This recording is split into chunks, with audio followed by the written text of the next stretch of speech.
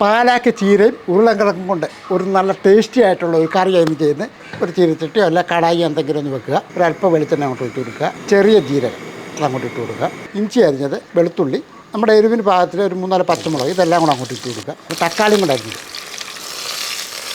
തക്കാളി ഒന്ന് വഴറ്റി വരുമ്പോഴത്തേക്കും ഒരു 1/2 ടീസ്പൂൺ അളവിൽ കാശ്മീരി മുളക് പൊടി, മല്ലിപ്പൊടി, മഞ്ഞൾപ്പൊടിയും കൂടെ അങ്ങോട്ട് ഇട്ട് കൊടുക്കുക. പൊടികളുടെ ആ പച്ചവ ഒന്ന് മാറണം. വൃത്തിയാക്കി വെച്ചിരിക്കുന്ന ഉരുളക്കിഴങ്ങ് അങ്ങോട്ട് ഇട്ട് കൊടുക്കുക.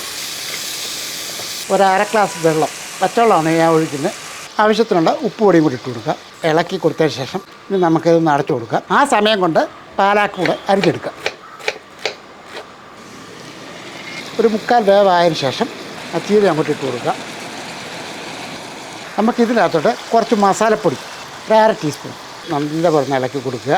ഇനി നമുക്കൊന്നുകൂടെ അടച്ചു വെക്കാം. ഏകദേശം ഒരു 2 മിനിറ്റോടെ ആയിട്ടുണ്ട്. ഞാൻ ഒന്ന് ചട്ടത്തിന് ചെറുതായിട്ടിങ്ങനെ കുത്തിയെടുക്കുക. ഇതങ്ങ് നിർത്താം. ഒരല്പം തൈര് വേണമെങ്കിൽ ഇതിനകത്ത് ഒഴിച്ചു കൊടുക്കാവുന്നതാണ്. 2 അഭിപ്രായം പറഞ്ഞതേ ഉള്ളൂ. ഇതൊക്കെ നമ്മുടെ ഇഷ്ടത്തിനാണ് കേട്ടോ. തൈര് ഒഴിച്ച് എടുത്തതിന് ശേഷം ഇളക്കി കൊടുക്കുക. ഈ രീതിയിലും നമുക്ക് ഉപയോഗിക്കാവുന്നതാണ്. ഞാനൊരല്പം ഒന്ന് കഴിച്ച് കാണിക്കാം. അടിപൊളി ടേസ്റ്റ് കേട്ടോ. സൂപ്പർ കറിയാണ്.